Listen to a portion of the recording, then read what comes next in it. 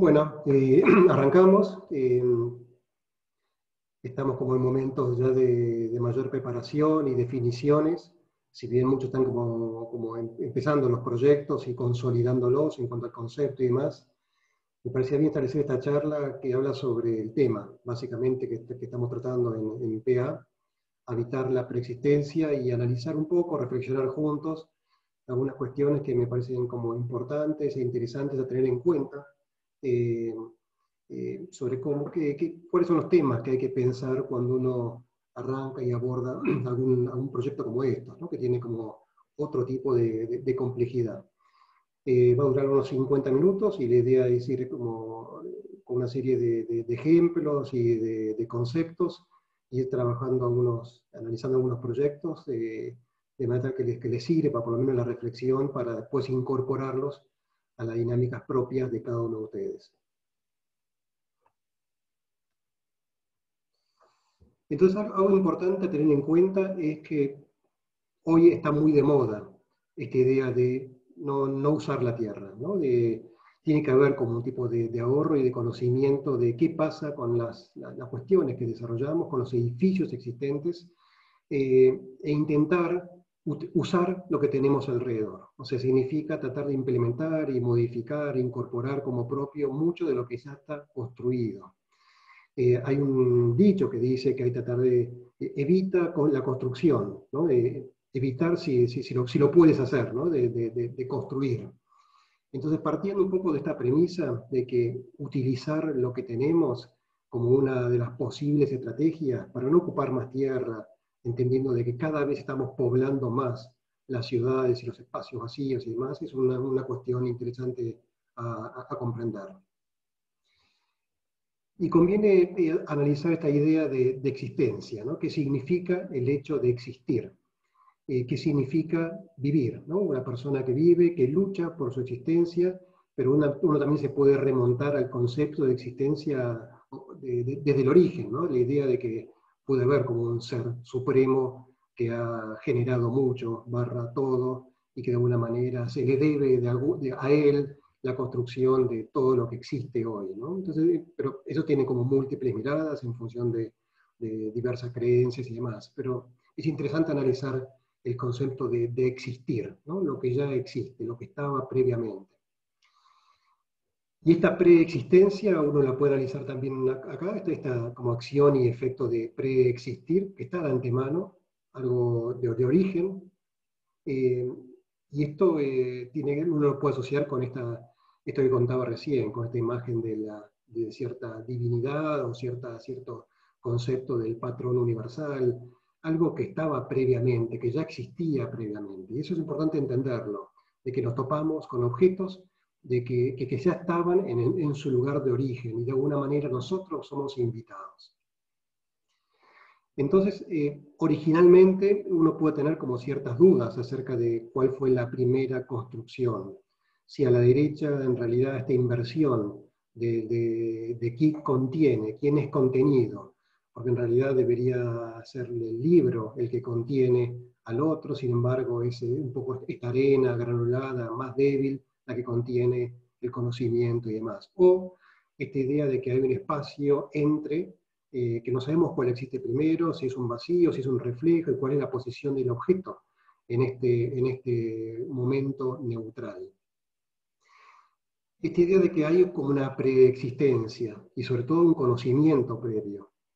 Hace muy poco salió esta noticia de que en realidad el desierto de Sahara no tiene grandes dimensiones vinculadas con la vida, pero descubrieron insólitamente con las nuevas tecnologías y con los drones y demás, que hay más de 1.800 millones de árboles que viven y que de alguna manera tienen acceso a cierta cantidad de agua para poder subsistir. Y esto pasa de una manera invisible y se desarrolla invisiblemente sin darnos cuenta en estos lugares en los cuales uno pensaba que existía una determinada calidad de vida y puede darse cuenta de que también existe otra.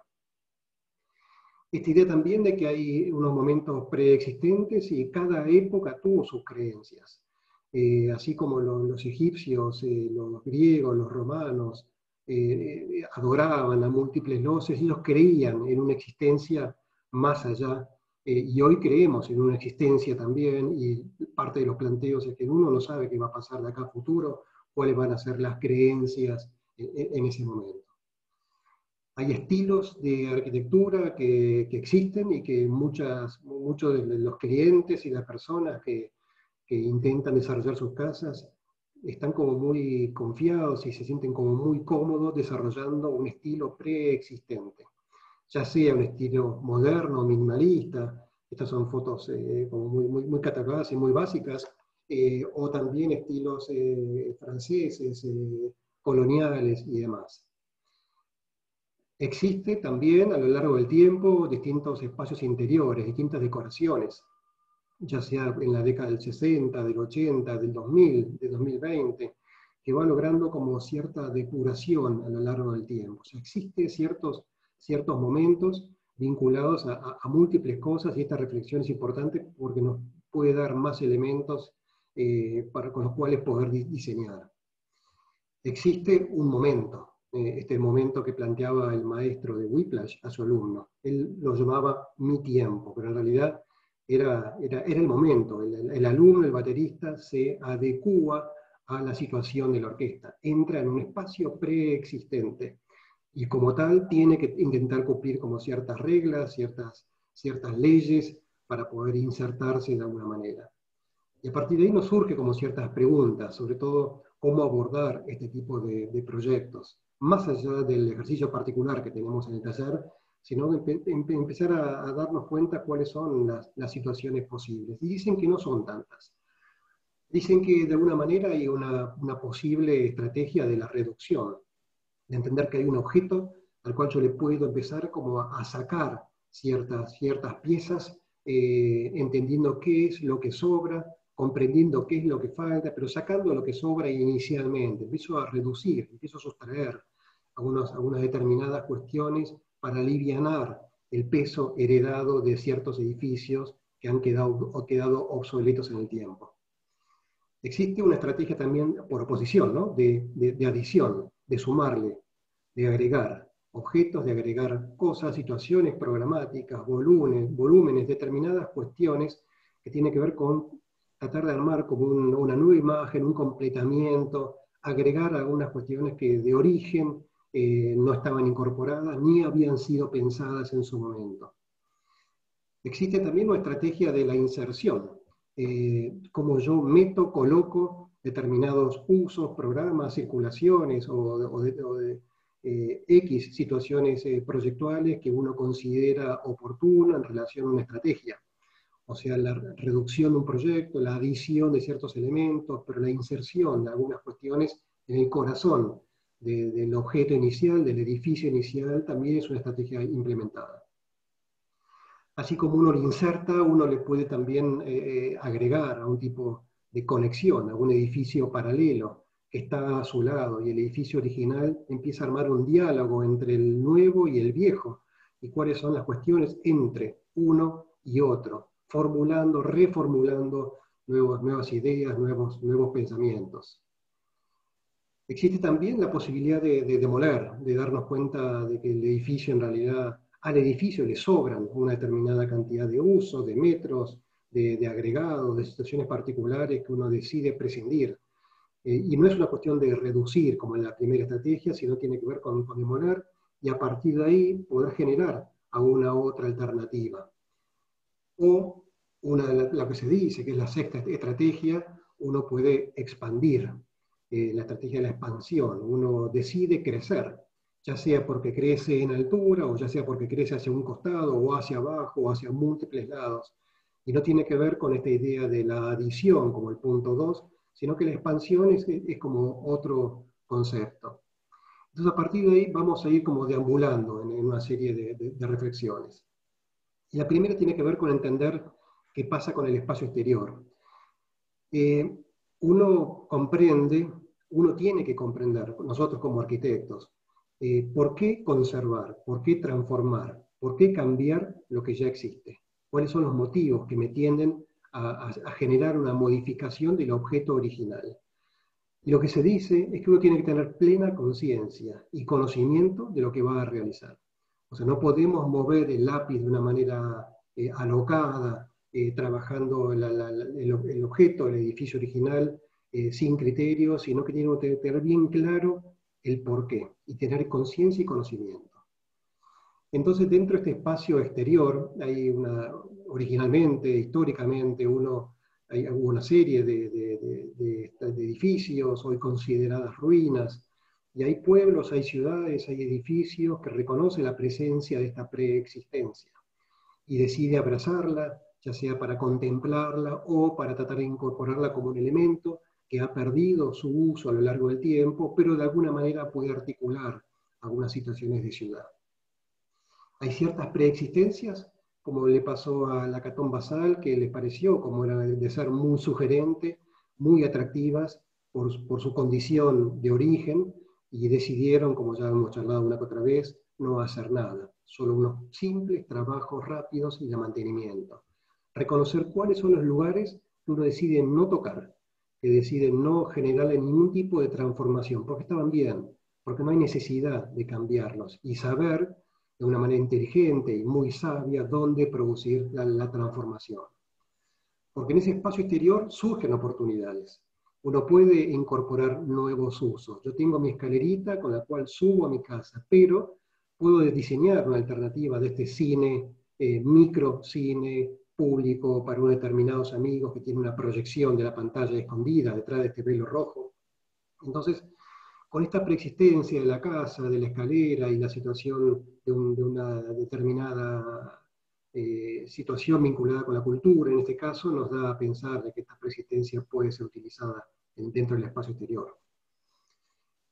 Hay preexistencias que tienen que ver con lo que pasa arriba, con lo que pasa abajo, entonces uno trabaja entendiendo de que quizás deba meterse para solucionar, cómo unir un punto con otro, o cómo uno decide atravesar un lugar sabiendo que hay una existencia determinada de, por ejemplo, de árboles, o de ríos, de arroyos, de distintas cuestiones, y eso hace que la arquitectura se empiece a modificar. Uno recorre los edificios y en ese momento de entender a dónde estoy, a dónde voy, estos elementos nuevos que uno agrega, ya sea pasarelas, rampas, escaleras, demuestran esta acción, de que hay un momento en el cual yo percibo cuando me incrusto en una situación existente, pero tiene que ver con una transformación especial del espacio. Hay un proyecto muy interesante de un premio Nobel, el noruego Fenn, les sugiero que lo estudien. Este proyecto es muy interesante porque habla de esto, habla de unas pasarelas que recorren de una forma exterior el edificio original y unas ruinas, unos espacios a considerar que están en la planta baja y se mete por dentro de los edificios, pasa por fuera. La verdad que es una estrategia muy interesante que surge del espacio exterior. Esta idea de espacio exterior te posibilita generar nuevos paisajes, ¿no?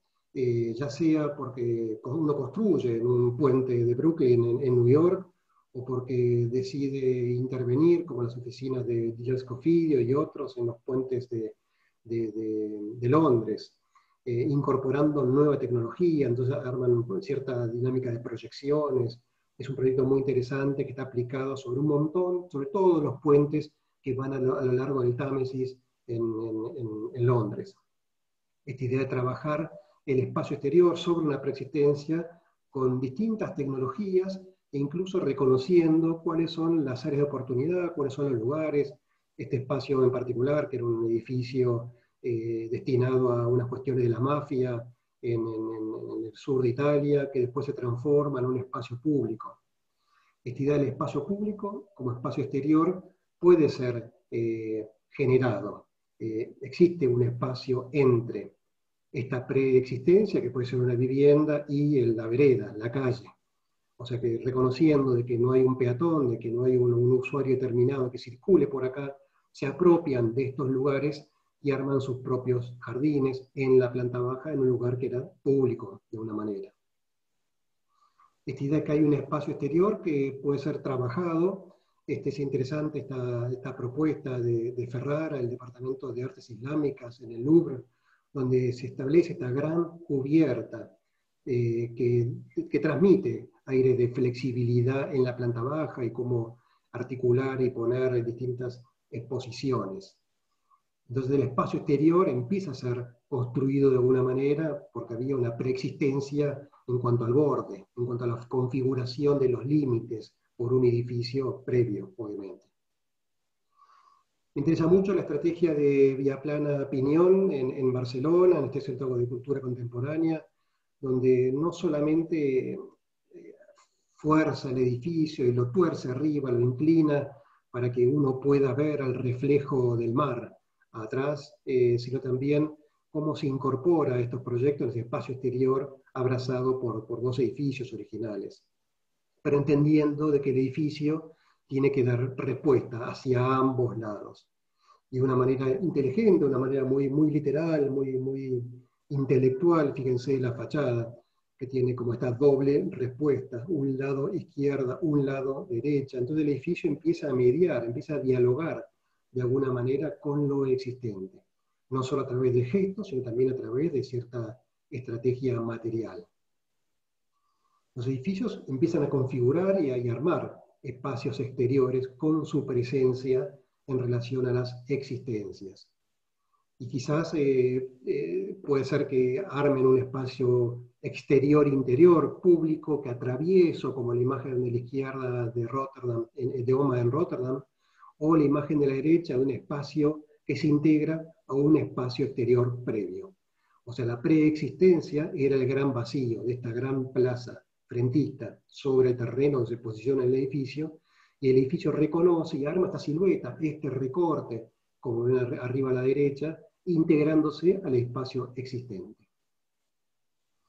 Me interesa una propuesta dentro de esta exhibición que se llamó Argigram en el Museo de Arte de Mar del Plata, donde el arquitecto argentino Diego Arregada entiende que hay una preexistencia que tiene que respetar. Y él propuso cómo sería la arquitectura en la Luna, por ejemplo, cómo sería esta construcción en un futuro, utópicamente proyectada hoy. Y en realidad la reflexión es, siempre desde la Tierra se vio la Luna de una determinada forma, por los cráteres, por distintas cuestiones topográficas que todos reconocemos en la Luna. Entonces la propuesta es, frente a esa preexistencia, le agrego una arquitectura que no me altere la imagen inicial, de manera tal que aunque yo vaya poblando la Luna eternamente de múltiples edificios, desde la Tierra se va a ver como era siempre, como siempre existió. Entonces, esa es una estrategia interesante también a entender, acerca de cómo posicionar nuestros edificios y cómo queremos que sean vistos incluso desde afuera con el tiempo y demás. Y así como hablamos del espacio exterior, podemos reflexionar sobre el espacio interior. Y es distinto el concepto de restaurar, de reusar una situación. Distinto también tiene que ver con poner en valor un tema. Entonces, restaurar, poner en valor, reusar, son cuestiones distintas que hay que incorporar. Este espacio interior tiene un condimento, tiene un contenido, y todos entienden estos mapas a qué se refieren. Pero hay también un espacio interior que muchos de los maestros intentan generar, ¿no? El clásico pensamiento que transmiten millones de culturas, que tiene que ver con conócete a tú mismo, ¿no? Sabiendo quién uno es y qué es lo que puede dar, dónde están mis debilidades, mi fortaleza, yo puedo dar lo mejor mío, con mayor identidad, y generar algún tipo de valor.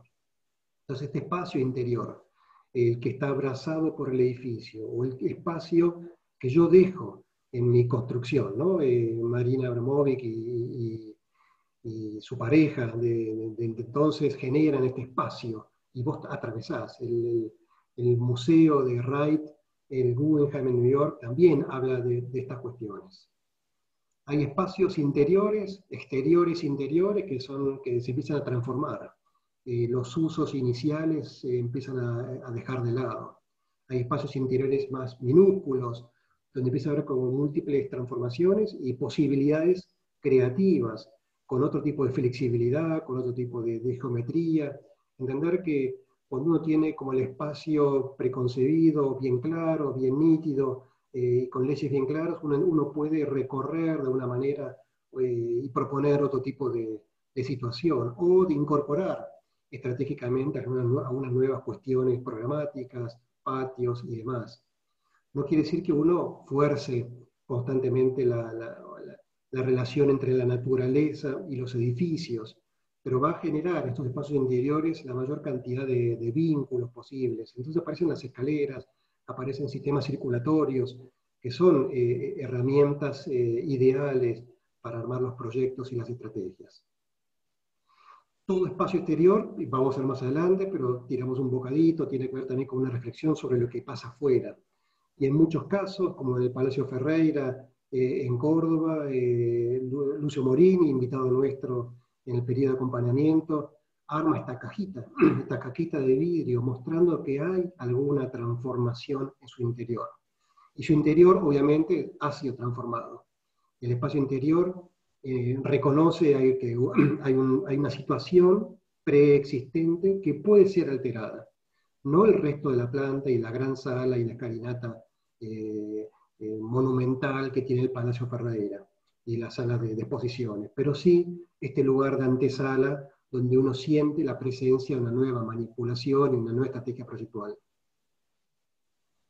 Esta idea que uno reconoce estas preexistencias y uno puede trabajar, agregar a un sistema de cajas. Eso es para ver que en el corte es interesante cómo se posicionan nuevos elementos para armar las exposiciones o las situaciones determinadas, pero más allá del programa que haya, es interesante reconocer en el corte un poco estos 6 conceptos que contaba al principio, la visión, por ejemplo. Entonces en la planta empieza a haber una estrategia de dónde ubicar las escaleras, cómo armar el sistema circulatorio, cuáles son las cajas de mayor o menor importancia, y cómo todo esto después tiene su construcción en el espacio, y cuáles son los espacios intersticiales entre esta cubierta original, qué pasa debajo con estas cajas programáticas flotando que van a tener usos determinados para esta vivienda en particular. Entonces, esta cuestión de que uno trabaja el espacio interior, a mí me parece muy interesante. No sé si estará abierto en estos días, pero les recomiendo hacer una recorrida por el Museo de Exul Solar de Abetía, hace varios años que fue construido, diseñado y demás, donde hay una experiencia muy interesante en relación al recorrido, a los fragmentos, al uso de la luz, a la situación material, y habla mucho en este caso de los cuadros de Exul Solar y cómo la arquitectura de este espacio, de una casona vieja, preexistente, tiene sentido. Entonces las plantas después hablan de otras cosas, ya sea la planta o ya sea el corte, muestra distintas situaciones espaciales, y la geometría lo que intenta es generar esa voluntad, ¿no? Que uno vaya viendo las distintas alteraciones, los distintos fragmentos que componen el espacio interior, que había sido una manera y ahora es de otra. En su momento nos tocó participar en un proyecto que fue muy interesante, que era una propuesta para la Bienal de Venecia, que después les puedo contar off the record algunas cuestiones, pero tenía que ver con entender que había un espacio preexistente y uno trabajaba con esta idea de armar como una serie de cajas y de contenidos donde se transmitía la voz. Había una serie de fragmentos donde uno contaba la exposición. Entonces, lo que había como espacio colonizador dentro de este gran vacío era una gran pieza piso, un gran solado, donde tenía estas cajas de relatos. Los relatos se daban en estas cajitas fragmentadas, donde se contaban determinadas historias. Y para lo cual, a esta preexistencia, que era una clásica arquitectura ladrillera del lugar de exposiciones de Venecia, se le fabricó toda una escenografía y demás en este recorrido de las cajas de los relatos. Cuando tuvimos que hacer una segunda propuesta, en realidad pensamos por oposición o otro tipo de cuestión, y frente al mismo contenedor le agregamos otro contenido. Era un gran objeto, era un gran espacio flotante, era un gran barco en el medio del gran vacío, que no se tocaba en absoluto, y ahí teníamos todos los lugares de exposición, las cuestiones y demás. Entonces, ustedes se enfrentan hoy a trabajar en el pabellón 3 y alrededores. No son los únicos, hay otros proyectos que se han realizado a lo largo del tiempo y son intervenciones muy interesantes a tener en cuenta. hay un concepto que tiene que ver con cómo uno posibilita e incorpora objetos internos.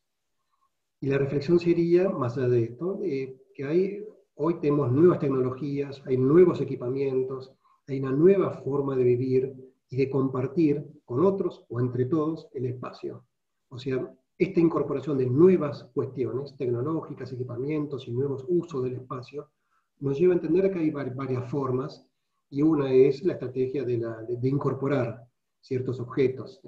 Algunos tendrán ustedes estas mamuscas, ¿no? Que todos reconocen que una entra con respecto a la otra, y en realidad lo interesante no es solo el envolvente final, sino este juego de sacar una dentro de la otra, ¿no?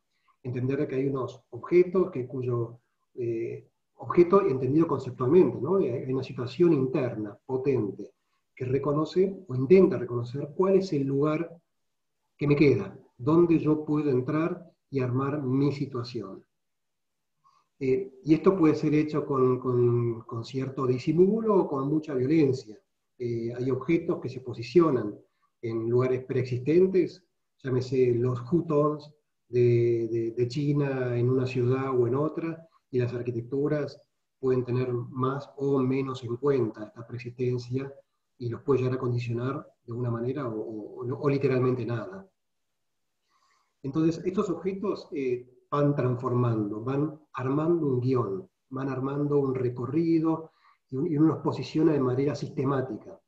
No traje una imagen por ejemplo, de la Folies de Jung y en Aguillet, pero posicionar ciertos objetos en un gran vacío, que es un espacio preestablecido, te marca un ritmo determinado y un guión proyectual determinado también.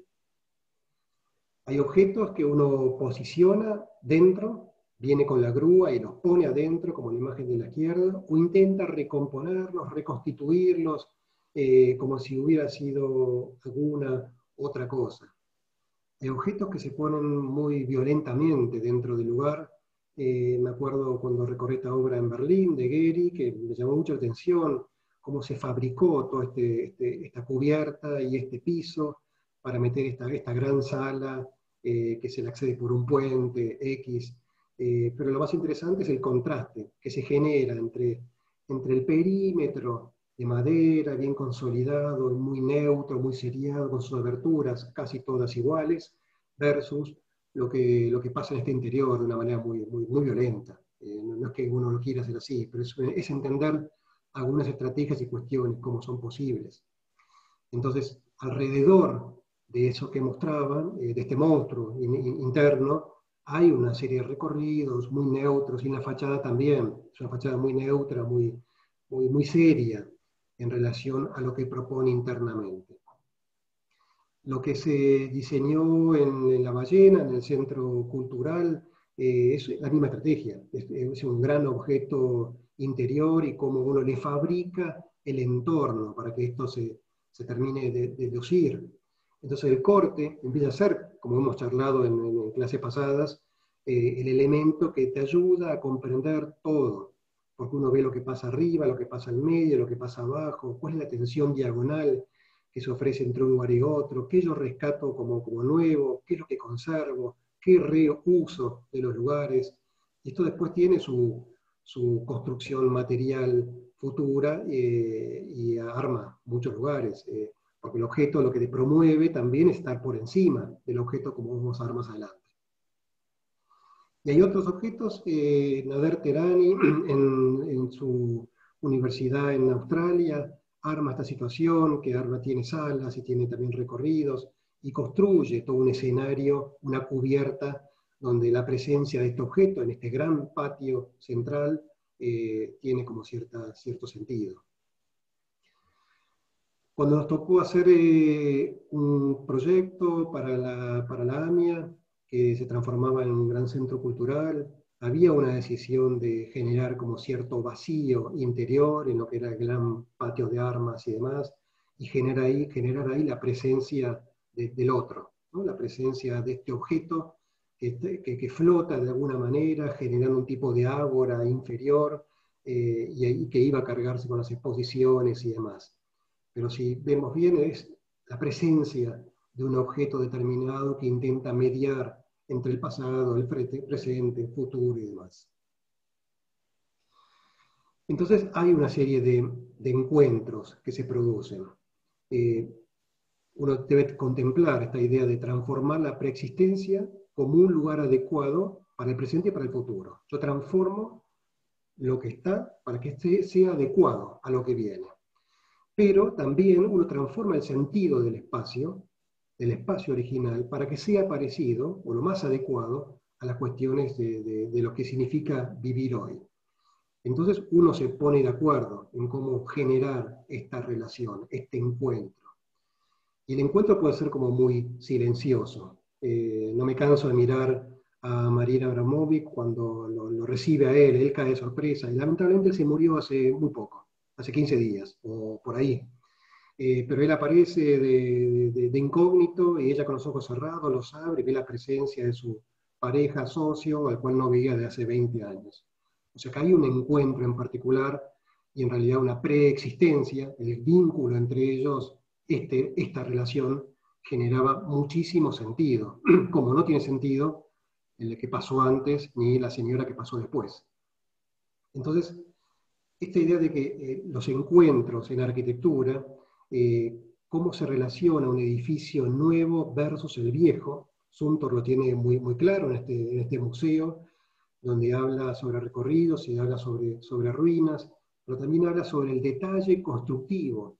¿Cuál es el elemento? ¿Cuál es la forma en la cual yo dejo entrar la iluminación? Y cómo lo que yo pongo no genera cierto contraste, sino lo que hace es proteger todo el interior.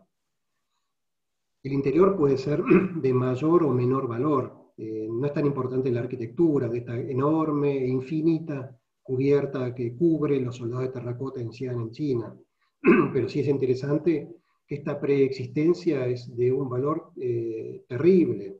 Entonces, con ese criterio y sentido, tener una cubierta que solamente cumpla las grandes luces y me ordene la circulación parece como básico y funcional. Y en realidad uno no le pide más que eso para que no compita con este enorme contenido.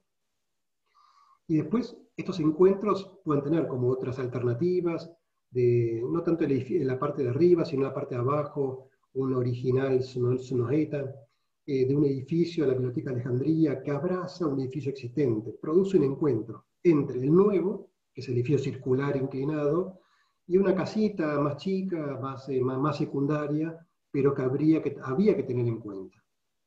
Las arquitecturas empiezan a hacer una cantidad de delirios en particular para que esto pase. O de trabajar de una manera más acertada, armando un diálogo sutil entre la izquierda y la derecha, ¿sí? Entre lo existente y el nuevo. ¿Cuánto yo quiero contrastar con esta preexistencia o cuánto yo me quiero fusionar con este edificio existente? Ya sea porque es un contexto urbano o ya sea porque el encuentro se produce, como plantea Zumthor, este museo en Noruega, dentro del contexto del paisaje.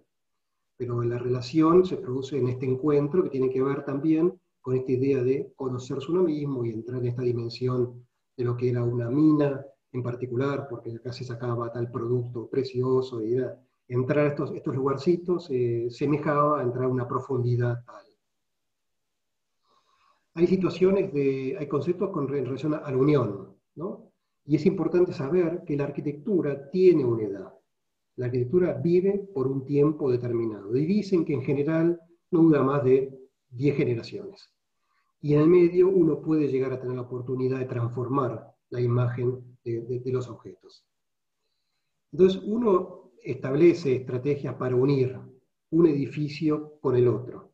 Este Museo Carafa también en Córdoba. Acá aparecen una serie de cajas, ¿no? De elementos, que fue lo que se les ocurrió para unir un edificio y otro y armar el vínculo entre. Uno une el edificio de la izquierda con el edificio de la derecha en Singapur, ¿no? Stephen Hall une también en este Instituto Pratt, con este Higgins Hall, que es el espacio del medio, une un edificio preexistente de un lado y del otro. O incluso con esta estrategia del reflejo, uno intenta como duplicar o minimizar la presencia, lo que pongan, que va a unir un lugar y otro. O unirá naturalmente su presencia, la construcción, va a tratar de completar algunas cuestiones originales, o va a tratar de generar esta relación entre lo nuevo y lo viejo unidos de una manera sutil, que tiene en cuenta la presencia del vecino y de qué manera yo quiero tener como cierta continuidad con mi nueva propuesta, mi nueva arquitectura. Hay cuestiones que tienen que ver con las plantas bajas, pero la reflexión sería, más allá de eso, de que cambian los usos, cambian los sentidos y los espacios públicos son distintos.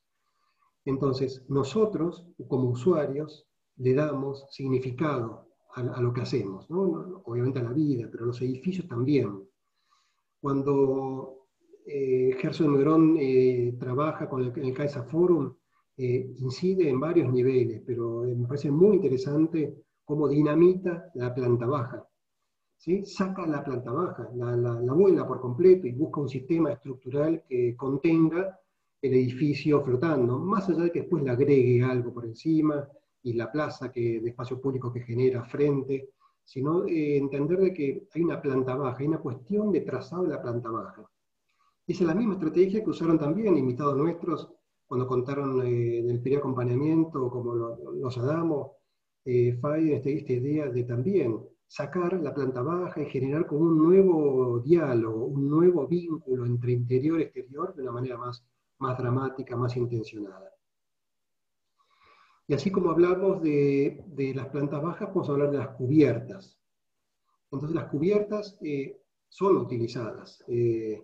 Puede haber tanto el shopping de arriba que decide incorporar insólitamente un pequeño barrio cerrado, ¿no? de 4 parcelas con sus 4 casitas, chinas, capaz de hacer todo, como hoy los Gerson de Negrón que deciden hacer una escuela secundaria, dentro también de lo que es un shopping, ¿no? O sea, uno puede trabajar sobre las cubiertas, reconoce el potencial de la preexistencia y le agrega a un tipo de valor. Esta idea de intentar subir a los techos, ¿no? Las cubiertas de los edificios públicos, como propone MRDB, intentando, me acuerdo cuando subía yo en Chichén Itzá, una de las escalinatas de los templos, y la situación me imagino de ser muy parecida, reconocer que hay lugares arriba, ¿no? Tuve la suerte de estar varias veces en China, 9, y la primera vez paré en este hotel que se llamaba El Emperador, que estaba enfrente de la Ciudad Prohibida, y lo que había es un diseño muy sutil de la terraza. En la terraza no había prácticamente nada, solamente el vínculo con los techos de la Ciudad Prohibida que estaba enfrente.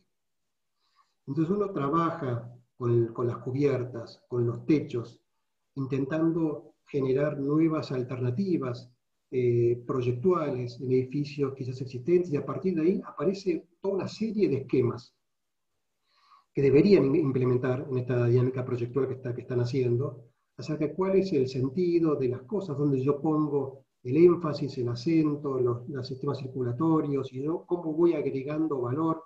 Este proyecto en particular lo que tenía era una construcción muy fuerte en la cubierta, porque lo que hacía era agregar una determinada cantidad de paisajes y usos determinados a lo largo de esta cubierta que se transformaba, era, con otro tipo de situación vinculada con la naturaleza, pero sobre todo brindando un montón de alternativas programáticas a los usuarios. Abajo al medio, por ejemplo, hay un ajedrez y demás. O sea que no es solamente armar ciertas pérgolas o cuestiones o plantas, sino pensar cuáles son los usos que uno puede agregarle con cierto sentido.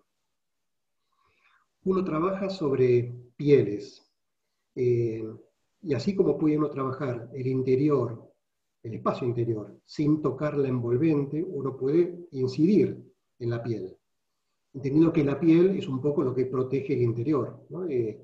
La piel, como decía Miguel Ángel, ¿no? Yo saco lo que sobra, tengo mi gran piel, que es la gran pieza de mármol, y lo que hago es extraer, ¿sí? hasta que me queda el objeto interno, que es la segunda piel. O la imagen de la derecha que habla de esta dualidad, ¿no? de qué pasa por fuera. y cómo uno va trabajando ciertas preexistencias, incluso creando ilusiones ópticas. Hay un montón de estos ejemplos, sobre todo pintados en los pisos, ¿no? Donde uno parándose de determinado lugar ve una perspectiva X y ve la presencia de la fuga, o trabajando sobre estas preexistencias de medianeras.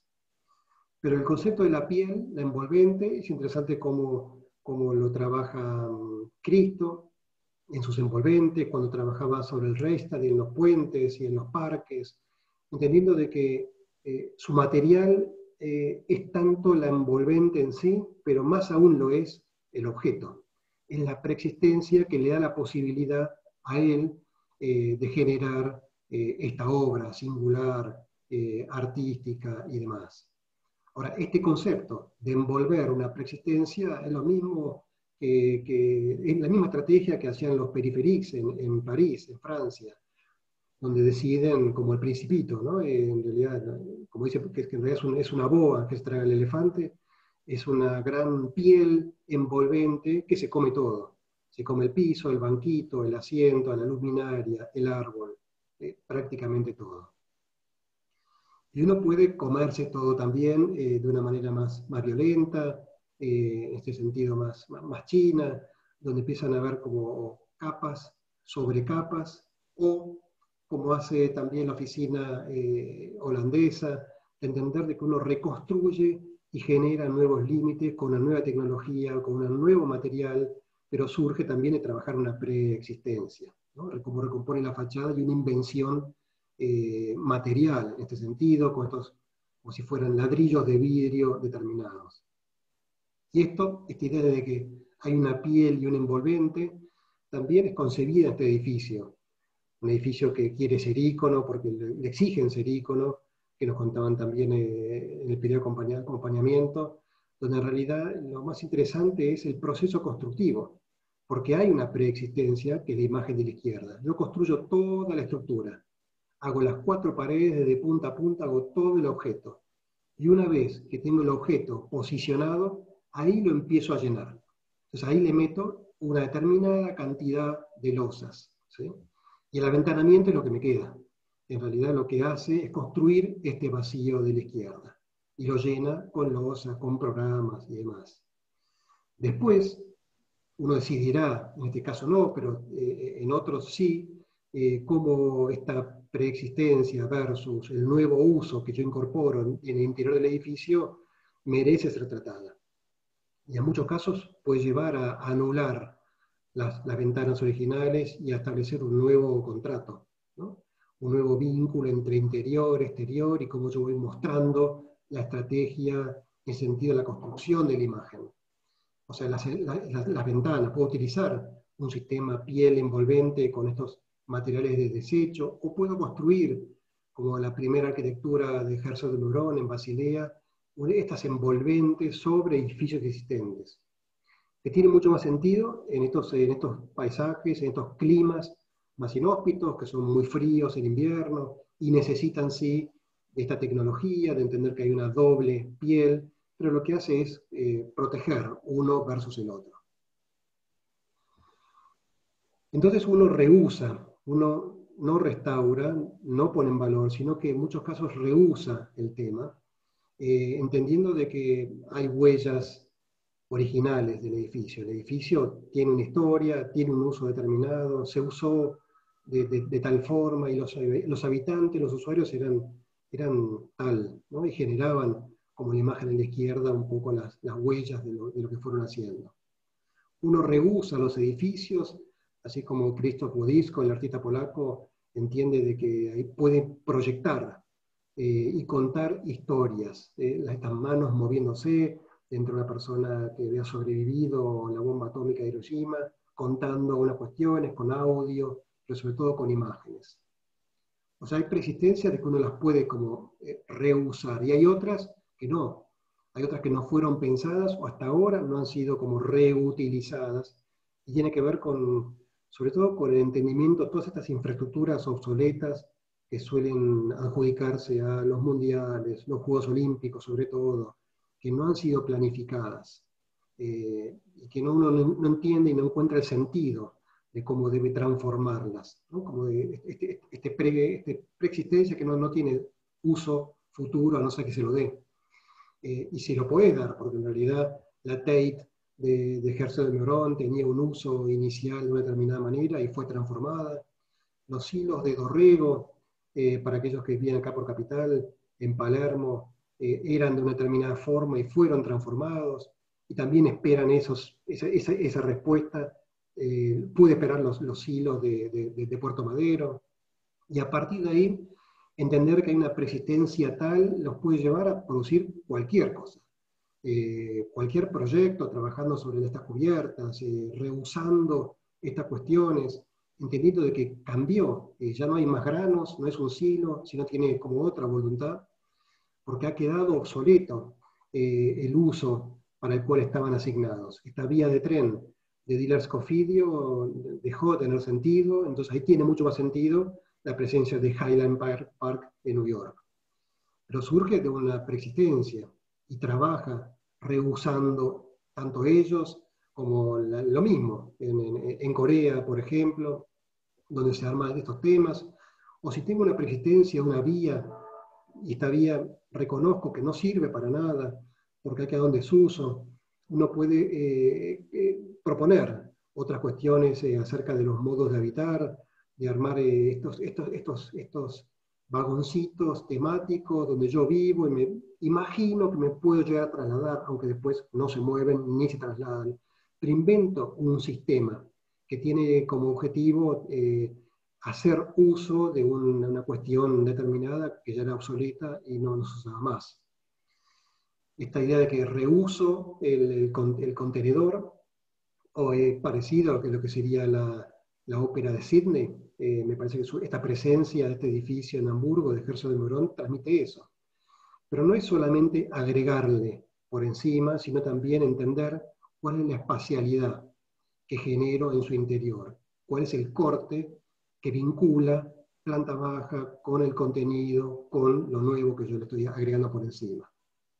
Entonces el espacio entre este lugar que queda es un área de oportunidad, porque yo le cambio el uso. Este vacío, el tanque de agua sigue siendo el tanque de agua, pero el vacío es el nuevo edificio. Y ahí le cambio el uso y genero un nuevo uso determinado, una vivienda. Es arriesgado meterse con el tema más religioso, pero esta oficina ha trabajado, esta gran basílica, esta gran iglesia, transformándola en una enorme biblioteca. Es interesante cómo cambia el uso. Ya no es un lugar de meditación, de oración y de contacto con el más allá, con otra cuestión, sino tiene que ver con un uso nuevo. Muchos miramos y esta es la casa de Big, que tiene un nombre raro, no sé cómo se pronuncia, pero el dueño de Big vive acá y se compró un barco y le cambió el uso. Y no quiere decir que el barco se mueva, pero armó su casa en Dinamarca viviendo en esta cuestión, o sea que reconoce que hay un objeto preexistente que puede ser transformado. Pero hay parásitos, hay adiciones. Dentro de las 6 estrategias que mostrábamos, el concepto de la adición vinculado con la actitud del parásito que se agrega sobre el objeto, ¿no? Y uno puede pensar cómo son los pájaros con los búfalos, o esos peces chiquitos con los tiburones. Hay una serie de situaciones que se van agregando indiscriminadamente en muchos lugares, con mayor o menor impacto, todas con su tecnología, con su sentido, con su necesidad, con su relación urbana, con todo lo que necesita ser como pensado para incorporarse con esta cuestión. Son agregados, vinculados con el concepto de la adición. Son parásitos que se meten dentro de los objetos, reconocen los vacíos, y esta gran medianera pasa a ser otra cosa. Reconocen las cubiertas, y con mayor o menor encanto buscan posicionarse de múltiples formas, ya sea en trazas urbanas, en los tejidos, como también en lugares más históricos que necesitan algún tipo de uso. Reconozco, cuando empecé la facultad, por allá por el 80 y pico, 88, 89, había una corriente que estaba como muy de moda en ese momento, que era el desconstructivismo, y este agregado, este parásito también sobre una cubierta, nada, daba que hablar muchísimo a cómo intervenir estas cuestiones preexistentes. Pero de forma mucho más neutral uno le agrega y le adiciona distintas cantidades de objetos. O sea que es distinto al agregado. Uno construye en y sobre lo construido. Uno agrega y va buscando los lugares para poder completarlos, ¿no? Y quizás la situación de derrumbe, la situación de abandono, cuando el uso ha sido alterado, te posibilita pensar algo distinto e imaginar una cuestión. Lo podés deformar.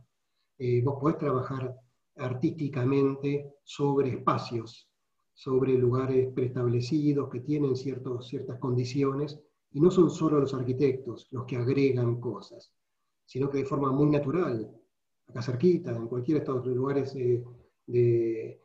más humildes, donde se construyen, la gente construye como puede múltiples cuestiones, va agregando capa sobre capa. Y eso es una tendencia, incluso artística, ya sea en Viena, como en el Mark, ¿no? Esta idea de house attack, que tiene que ver con esto, con entender como si fueran piezas agregadas, como si fueran situaciones que están generando un tipo de, no de voladizo sin sentido, sino que tiene que tener un uso y un concepto previo del por qué hago lo que hago, de por qué yo busco, y ahí traigo la grúa y posiciono mi objeto agregándolo sobre lo que es como un envolvente original.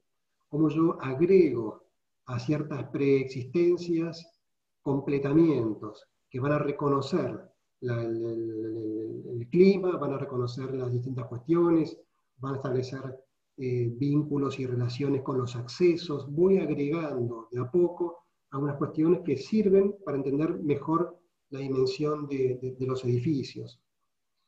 Me interesa menos esta propuesta de Herzog también para el GSD en Harvard, donde termina siendo como muy neutral de alguna manera en la propuesta, y muchos de nosotros y de ustedes, los que hayan ido por Panamericana, reconocen este trabajo de Machado Silvetti, la oficina de Boston, los dos argentinos, que habla sobre esto, habla sobre agregados, ya sea de núcleos o ya sea como de objetos. Esta idea de agregar, como plantean el Lacatón basal, lo necesario, ¿no? Esta superficie que necesito, porque somos muchos en la casa y necesito más lugares, necesito nuevas capas, nuevos filtros, nuevos contactos con el exterior, necesito mi balcón, mi espacio intermedio. Yo agrego sobre edificios existentes nuevas piezas, ya sea porque las necesito o ya sea porque tengo que armar una construcción particular en relación al paisaje, ya sea porque voy buscando como ciertos completamientos con estas preexistencias que pueden tener más o menos valor y la arquitectura dando la respuesta. Entonces llegamos como al final. Es interesante el concepto porque es muy actual. De todo esto yo me quedo con pocas cosas. Me interesa mucho cómo naturalmente se desenvuelven las ciudades con estas preexistencias, pero cómo también el arquitecto reconoce que el edificio puede sutilmente contar nuevas cuestiones, o como esta mirada más futurista y más utópica de cómo no quiero alterar imágenes preestablecidas. Me interesan la materialidad y las situaciones previas donde puedo yo alterar un poquito a la izquierda las cuestiones. Esta idea de que yo la planta baja la transformo y la agrego, pero puedo subir a la cubierta, pero también la imagen de la derecha que mostraba hace un rato, de que de forma muy natural uno va agregando y construyendo sobre lo que hay. Y me quedo siempre con esta imagen también del Principito, de la boa, de situaciones artísticas, de lo real y esencial del Lacatón, de agregar realmente lo necesario y de la actitud proyectual que debemos tener buscando estas inserciones. En realidad, todo esto, y vuelvo al origen, tiene que ver con entender de que no son tantas las alternativas. Puedo hacer una reducción, una adición, una inserción, una conexión, una demolición, una expansión, o mezcla simultáneas de ciertas intervenciones. Gracias.